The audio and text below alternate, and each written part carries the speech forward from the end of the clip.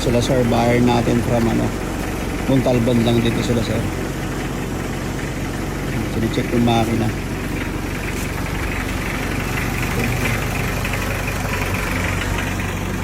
So, ayun mga sir, madam, today, May 9, nandito ngayon si Sir Edward from Montalban, Burgos din, dito rin sa kalugar ko rin. Siya yung buyer natin ng L300. Actually, last night nag-down na sa kanya si Sir, so ngayon niya kukunin yung L3. Sir, yung nilaman ng konting feedback dito sa maging transaction natin sa L300.